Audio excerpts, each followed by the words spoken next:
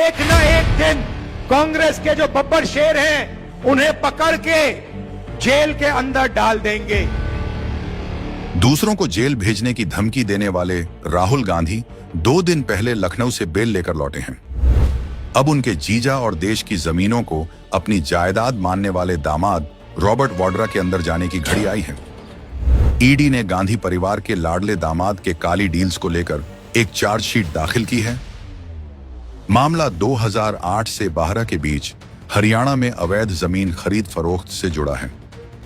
Chargesheet के मुताबिक वाड्रा की कंपनी ने 2008 में शिकोहपुर में 7.5 करोड़ में जमीन खरीदी, जबकि वाड्रा की कंपनी के खाते में सिर्फ 1 लाख रुपए थे।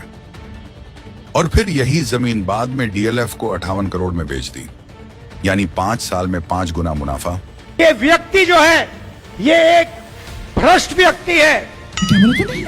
ये व्यक्ति जो है भ्रष्ट व्यक्ति है। ये तब हुआ जब हरियाणा में हुड्डा की कांग्रेस सरकार और केंद्र में यूपीए राज कर रही थी, मतलब ससुराल की सरकार थी। सत्ता में रहने के दौरान तो खूब नोट छापे गए, लेकिन अब जब एक्शन हो रहा है तो पूरा परिवार सोशल मीडिया पर हाय तौबा मचा रहा है। जिस जीजा पर एक्शन से साले साहब इतने तिल मिला रहे हैं, उनका नाम 2005 के हरियाणा के फरीदाबाद के अमीर गांव की जमीन डील्स धांधली मामले में भी आ चुका है। 2023 में दाखिल चार्जशीट में आरोप है कि दोनों पति पत्नी ने रियल एस्टेट से जमीन खरीदकर कुछ सालों में दाम बढ़ाकर उसी कंपनी को वापस बेच दी। इसकी टोपी उसके सर।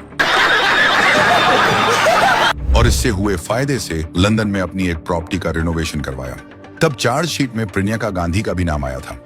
इस केस में भगोड़ा संजय भंडारी और दुबई में रहने वाले एनआरआई बिजनेसमैन को आरोपी बनाया गया था, जो कि ईडी के मुताबिक वाड्रा का अच्छा दोस्त है।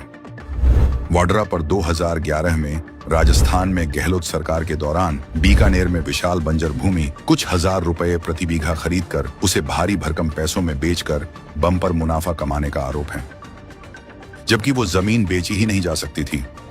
लेकिन जब ससुराल की सरकार सत्ता में हो तो कानून घर की नौकरानी बन जाती है। कुल मिलाकर मानिए तो रॉबर्ट वाड्रा देश के वो सौभाग्यशाली दामाद हैं जिन्होंने ससुराल वालों के पावर में रहने का खूब फायदा उठाया। देश के गरीब गुरबों की जमीन लूटी, केंद्र में सासू मां की चलती थी, और जिन राज्यों में कांग्रेस सरकारें थीं वहां बेधड़क अवैध डील्स की। आज रॉबर्ट वाड्रा रहते हैं डीएलएफ के आलीशान कैमिलियास अपार्टमेंट्स में, जहां एक फ्लैट की कीमत करीब 50 से 60 करोड़ रुपए है। राहुल गांधी आज जो ईडी की कार्रवाई पर बौखलाए हैं, वो तब चुप क्यों थे जब उनकी बहन बिना किसी पद के सालों तक सरकारी बंगले को कब्जाए रही।